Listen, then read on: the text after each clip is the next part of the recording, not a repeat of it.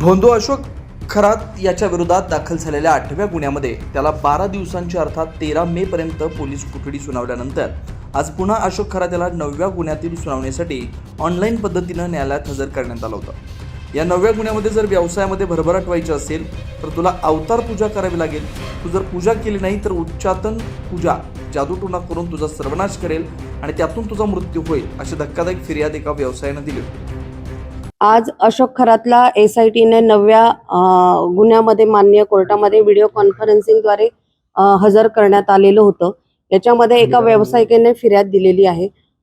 त्या व्यावसायिकाला जर व्यवसायामध्ये भरभराट व्हायची असेल तर आरोपीने त्याला सांगितले की तुला उत्तर पूजा करायला लागेल, अवतार पूजा करायला लागेल आणि तू जर ती पूजा केली नाही तर मी उच्चाटन पूजा किंवा दैवी शक्ती किंवा जादूटोण्याच्या आधारे तुझा आणि तुझ्या कुटुंबाचा सर्वनाश करेल आणि तुझा मृत्यू होईल अशी त्याला भीती घालून वारंवार त्याच्याकडून कुठल्या ना कुठल्या कारणास्तव 4 ते 5 कोटी रुपयाची खंडणी वसूल केलेली आहे।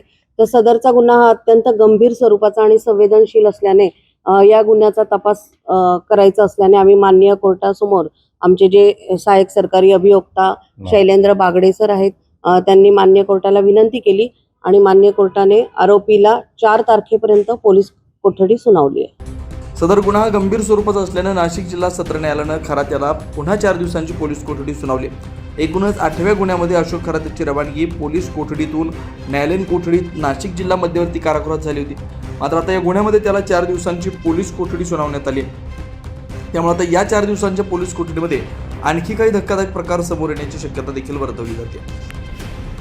9 न्यूज महाराष्ट्रासाठी प्रतिनिधी इसाक कुरेशी, नाशिक।